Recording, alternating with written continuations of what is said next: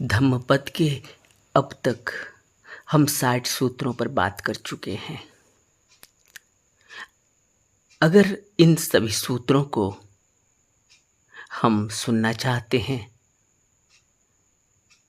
ज्ञान प्राप्त करना चाहते हैं, तो किसी भी वीडियोज़ के डिस्क्रिप्शन में जाकर उस डिस्क्रिप्शन को अगर स्क्रॉल करेंगे तो सबसे नीचे प्लेलिस्ट्स की लिंक आपको मिल जाएंगी। सभी तरह की प्लेलिस्ट बनी हुई है। इसमें धम्मपद सूत्र पर 60 वीडियो प्ले लिंक में है। इसी के अलावा प्लेलिस्ट प्रतीत्य समुत्पाद के सिद्धांत पर है, विपश्यना मेडिटेशन पर है,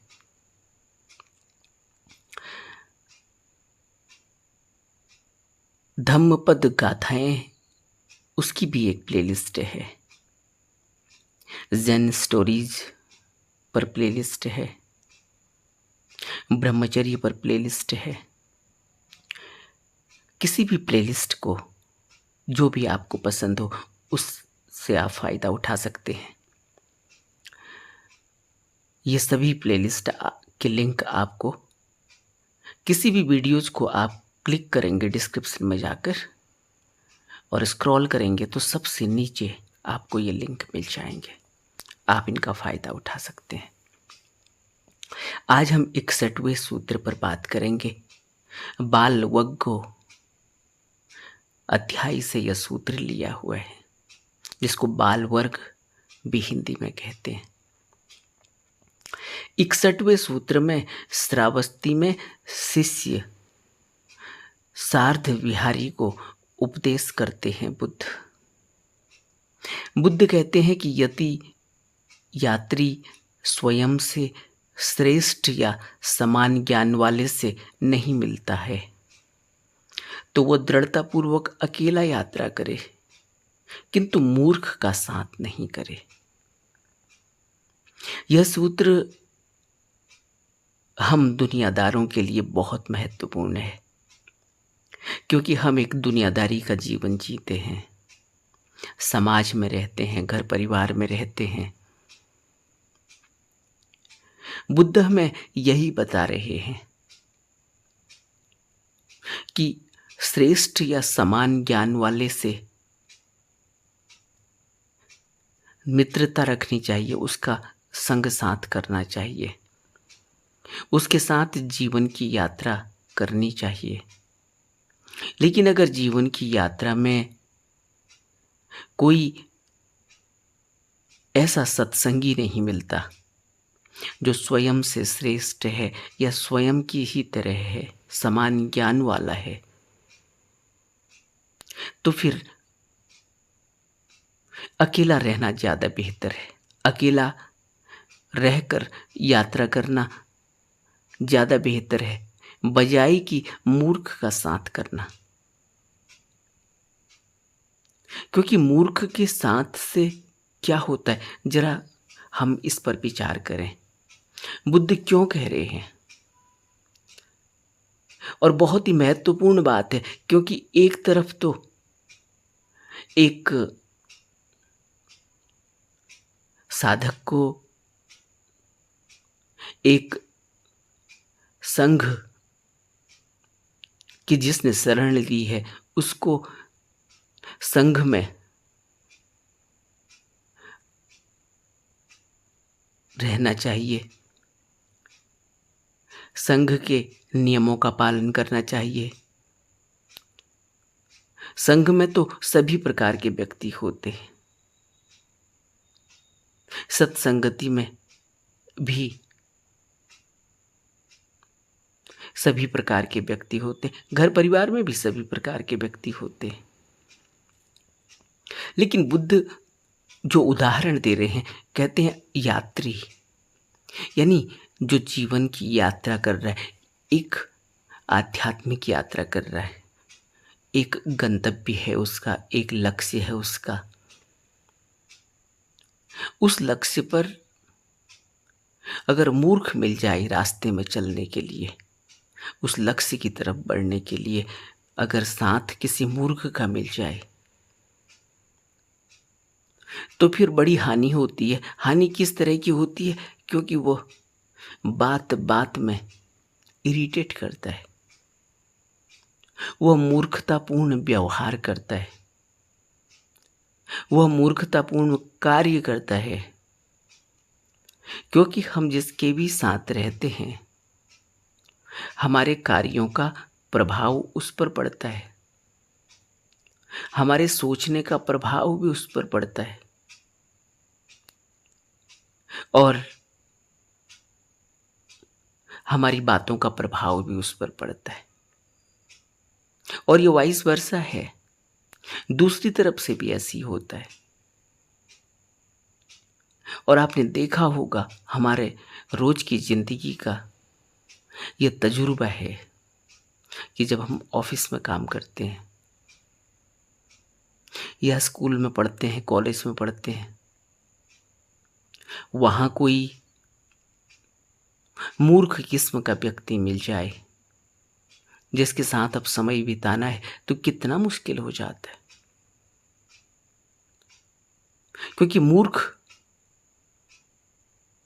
अपने मूर्खतापन से बाज नहीं आता, वो ऐसा कृत्य करता है जिससे मन पर बुरा प्रभाव पड़ता है। हम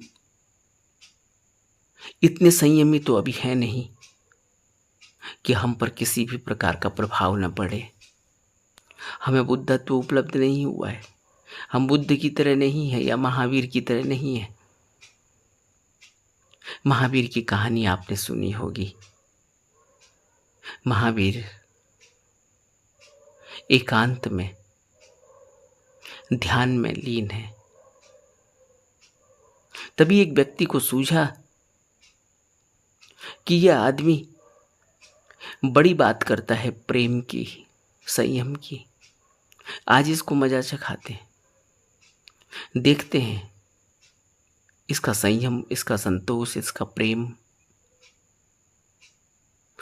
कब तक बना रहता है।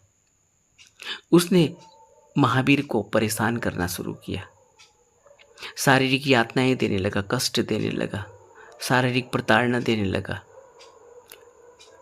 कभी लकड़ी चुभाता, कभी कुछ करता, कभी कुछ करता, कभी पीटता।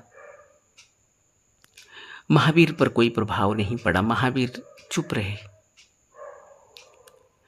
जब उसने कहा कि अच्छा, इनका संयम देखें जरा, और इनका संयम देखते, फिर उसने महावीर के कान में लकड़ी से खुरचना शुरू किया। कान में पीड़ा होने लगी, लेकिन असहनीय पीड़ा के बावजूद भी महावीर पर कोई प्रभाव नहीं पड़ा। वो पीड़ा को सहन करते रहे। फिर उसने दूसरे कान को खुरचना शुरू किया, खून निकलने लगा कान से। महावीर की आंखों से आंसू निकलने लगे। महावीर ने फिर भी उससे कुछ नहीं कहा। इस पर वो खुद ही महावीर से कहने लगा कि मैं यह जानना चाहता था कि आप जिस संयम, जिस प्रेम का पाठ पढ़ाते हो, उपदेश देते हो, आपके अंदर कितना संयम और कितना प्रेम है। मैं इसी की जांच पड़ताल कर रहा था। और आपके आंसू निकलने लगे। महावीर ने कहा कि मेरे तन पर कोई प्रभाव नहीं पड़ता, तुम जो कुछ भी करो। मेरे मन पर इस बात का प्रभाव पड़ रहा है, इस बात से दुख पैदा हो रहा है कि तुम्हें इस कष्ट की सजा मिलेगी। और तुम उससे बेखबर हो। मैं उस कष्ट की सजा, मैं उस तुम्हारे इस कर्म की सजा के बारे में सोच रहा हूं और इस बात से दुखी हूं कि तुम्हें बिल्कुल भी पता नहीं है कि तुम्हें इसकी क्या सजा मिलने वाली है। मुझे इस वजह से दुख हो रहा है, मुझे तुम पर दया आ रही है, इस वजह से मैं दुखी हूं।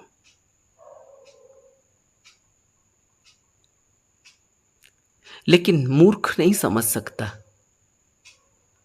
ज्ञानी समझता है।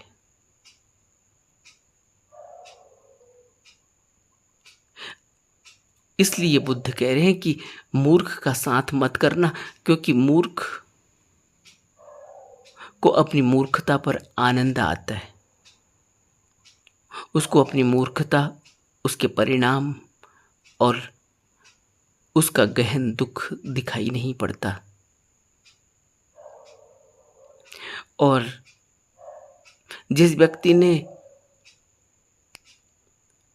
आध्यात्मिक यात्रा करनी है, वह अपनी आध्यात्मिक जीवन यात्रा अकेला ही करे तो बेहतर है। दृढ़तापूर्वक वह उस यात्रा को संपन्न कर सकेगा।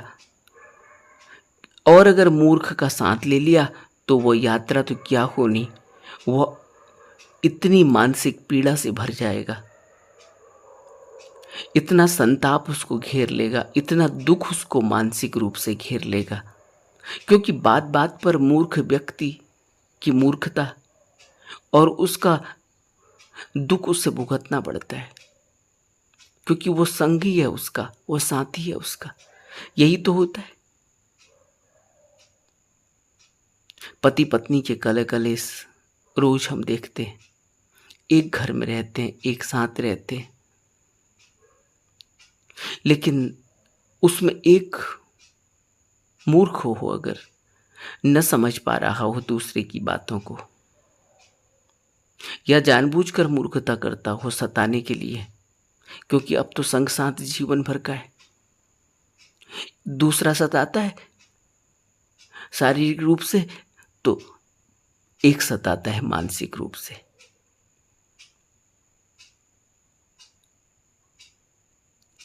और मानसिक और शारीरिक रूप से कैसे सताया जाता है, घर गृहस्थी में रहने वाला आदमी बहुत बेहतर तरीके से महसूस कर सकता है। इससे होता क्या है, घर गृहस्थी तो चलती ही है, पूरा जीवन आदमी एक दूसरे के साथ ऐसे ही बिता देता है, लेकिन कोई गति नहीं होती, कहीं कोई आध्यात्मिक यात्रा नहीं होती और जीवन की यात्रा दूभर हो जाती है। कलह कलेश में जीवन बीत जाता है, मानसिक बीमारी हो जाती है, सोचने समझने की शक्ति क्षीण हो जाती है, मानसिक रूप से पत्थर की तरह हो जाता है इंसान। उसके अंदर कोई समझ, उसके अंदर कोई विवेक पूर्ण कार्य करने की संभावना नहीं रह जाती। घर घर में जाकर अगर देखेंगे तो इस तरह की घर गृहस्थी में पूरा जीवन आदमी बिता देता है। यह मूर्खतापूर्ण जीवन है। इसलिए बुद्ध ने यह संदेश दिया, यह सूत्र दिया कि यदि यात्री स्वयं से श्रेष्ठ या समान ज्ञान वाले से नहीं मिलता तो वो दृढ़तापूर्वक अकेला ही चले। अकेली यात्रा उसको उसके गंतव्य तक पहुंचा देगी, लेकिन अगर मूर्ख मिल गया तो वो कहीं भी नहीं पहुंचेगा, बल्कि नरक की यात्रा हो जाएगी, क्योंकि उसका मानसिक संतुलन बिगड़ जाएगा। वो चाहे कितना भी विवेकपूर्ण क्यों न हो, लेकिन अगर मूर्ख के साथ रहना पड़ जाए लंबे समय तक तो मूर्खता को बर्दाश्त करना भारी पड़ जाता है, क्योंकि मूर्ख किसी भी हद तक जा सकता है। महावीर के दोनों कानों से खून आ गया, लेकिन मूर्ख के लिए वो मजाक है, मूर्ख के लिए वो खेल है। और महावीर उसके जानबूझकर किए गए इस कृत्य पर उसकी सजा के बारे में जानकर दुखी हो रहे हैं कि इसको कितनी गंभीर सजा मिलने वाली है, इसका कृत्य कितना हिंसा से भरा हुआ है और यह अपना रास्ता कैसे तैयार कर रहा है।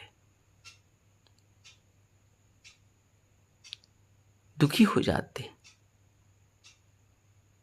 ज्ञानी जन दुखी हो जाते हैं एक संसारी मनुष्य की मूर्खता और उनकी मानसिक और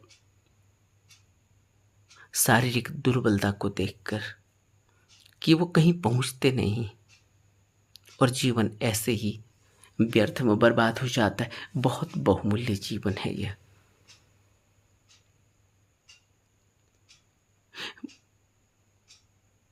धम्मपद के सूत्र 61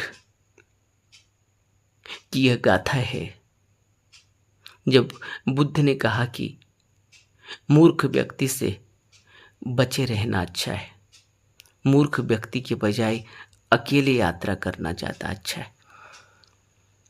हुआ ऐसा कि बुद्ध के परम शिष्य महाकश्यप, जब बुद्ध किसी को शिष्य बनाते तो उसको उसकी प्रतिभा के हिसाब से उसका आवंटन कर दिया जाता। महाकाश्यप को दे दिया जाता या सारिपुत्र को दे दिया जाता, आनंद को दे दिया जाता।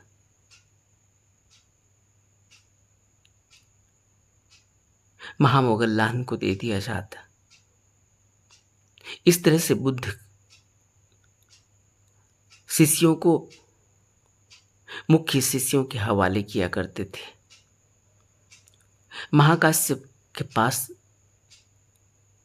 2 शिष्य थे जो उनके साथ रह रहे थे एक राजगृह के समीप जिस समय यह घटना घटी। एक तो शिष्य बहुत ज्ञानी था, आज्ञाकारी था,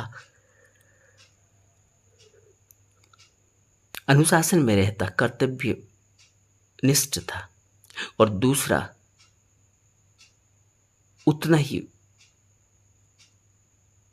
विरोधी स्वभाव का, उद्दंड, कर्तव्य बोधहीन, अनुशासनहीन। और महाकाश्यप दोनों ही भिक्षुओं को, उनके कृत्यों को देखते, उनके बारे में बताते। इसी तरह से वह उस उद्दंड भिक्षु के कृत्यों को भी उसको बताते, उसको आगाह करते। लेकिन वो उद्दंड था, उसके अंदर गुस्सा पैदा हो गया, वो क्रोधी हो गया और उसको मन में यह सूझा कि महाकाश्यप को मजा चखाना चाहिए। उद्दंडता सूझ गई उसको। महाकाश्यप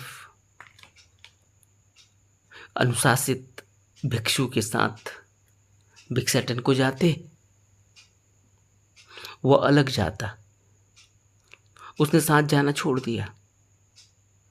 वो साथ जाने के बजाय अकेला जाता और एक दिन उसने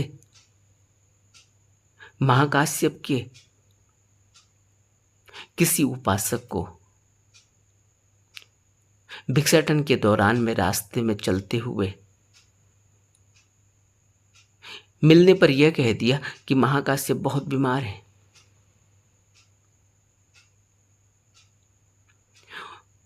उस उपासक ने इस शिष्य को अच्छा भोजन दिया और कृतज्ञता जताई कि उसने महाकाश्यप के बारे में बीमार होने की खबर दी है। वो मिलने आया, देखा तो महाकाश्यप तो ठीक थे। जब महाकाश्यप को पता चला कि इस तरह से उस भिक्षु ने बताया है आपकी बीमारी के बारे में, तो महाकाश्यप ने जब वो भिक्षु वापस आया भिक्षाटन से तो उसकी डांट लगाई। इस पर वो और क्रोधी हो गया और इतना क्रोधित हुआ कि वो क्रोध की आग में जलने लगा और उसने सोचा कि अब मुझे महाकाश्यप से बदला लेना होगा। दूसरे दिन जब फिर महाकाश्यप और आज्ञाकारी शिष्य उनके साथ भिक्षाटन के लिए गया, उस समय उस मूर्ख शिष्य ने विहार की सभी वस्तुओं को इधर उधर फेंक दिया, तोड़फोड़ कर दी और विहार में आग लगा दी।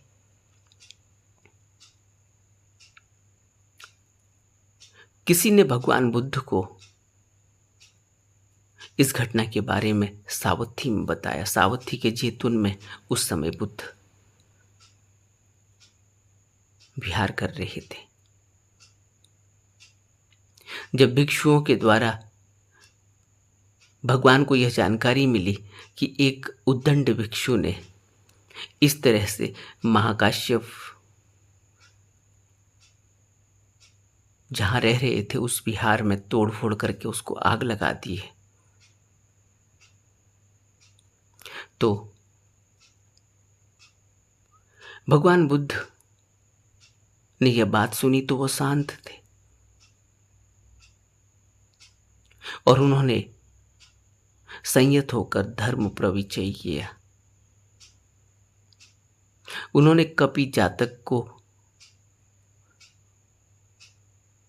संबोधित करते हुए कहा कि मेरे पुत्र काश्यप को ऐसे मूर्ख के साथ रहने से अकेले ही रहना अच्छा है।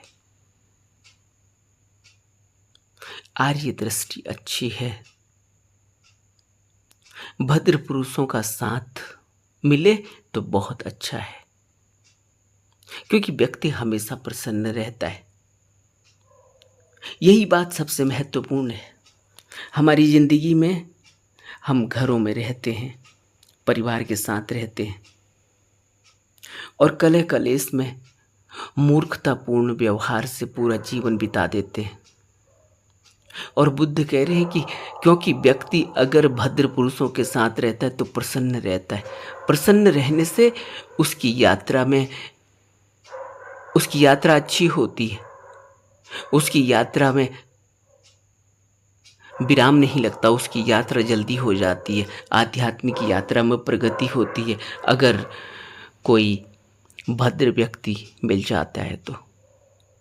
क्योंकि प्रसन्न चित्त व्यक्ति हल्का होता है, प्रसन्न चित्त व्यक्ति आध्यात्मिक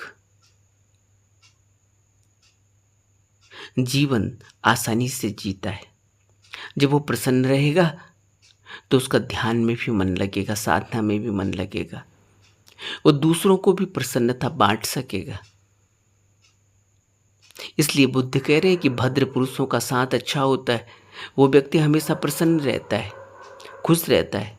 जो बुद्धिमान अपने सज्जनों की संगति करता है, जो बुद्धिमान और सज्जनों की संगति करता है, मूर्खों के साथ से बचता है, वो व्यक्ति प्रसन्न रहता है और अपने साधना के पथ पर प्रगति करता है। और दुनिया के मार्ग में विचरण करने वाले को अगर अपने समान या अपने से श्रेष्ठ साथी नहीं मिले तो उसे अकेले ही दृढ़तापूर्वक यात्रा करनी चाहिए। मूर्खों का साथ नहीं करना चाहिए, क्योंकि मूर्खों के साथ से प्रसन्नता चली जाती है। अब प्रसन्नता धीरे धीरे एक रुकावट बन जाती है, जिससे बुद्धि पर प्रभाव पड़ने लगता है। धीरे धीरे मानसिक संतुलन बिगड़ने लगता है। मनुष्य चिड़चिड़ा रहने लगता है और चिड़चिड़ा रहने की आदत उसे एक दिन मूर्ख बना देती है। वह अपना विवेक खो बैठता है, वो अपना होश खो बैठता है। मूर्ख अपनी मूर्खता से ऐसे व्यक्ति के लिए समय समय पर दुविधा पैदा करता रहेगा। इसलिए मूर्ख की संगति से बचना चाहिए। आपने देखा होगा पति पत्नी में कैसा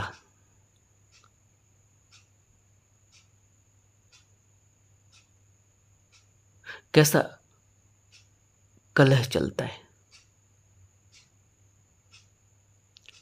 और एक स्थिति आती है कि फिर संग साथ छोड़ना पड़ता है। लेकिन अब एक दूसरे को मजा चखाने का, एक दूसरे के ऊपर क्रोध की ज्वाला इतनी भयानक हो जाती है कि वो लोग कोर्ट कचहरी में एक दूसरे का एक दूसरे पर बदला निकालते हैं।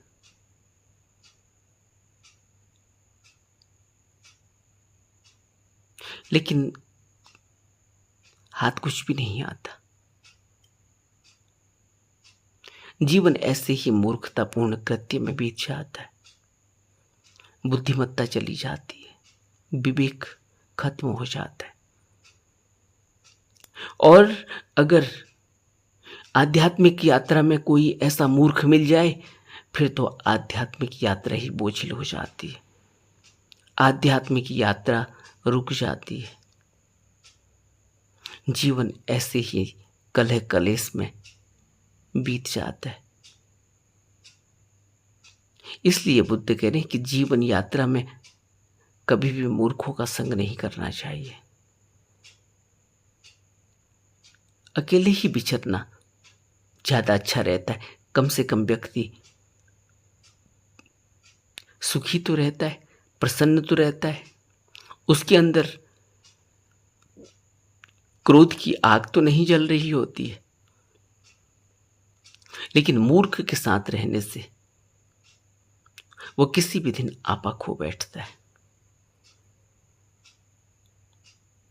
इसलिए बुद्ध कह रहे हैं कि विचरण करते समय यदि अपने से श्रेष्ठ या अपने समान व्यक्ति को न पाएं तो दृढ़ता के साथ अकेला ही विचरें।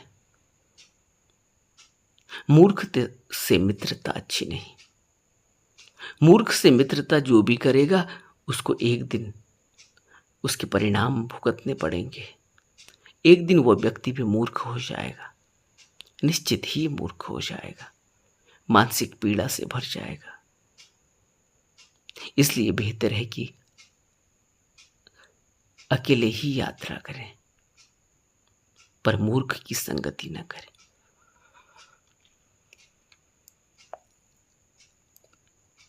नमो बुद्धाय।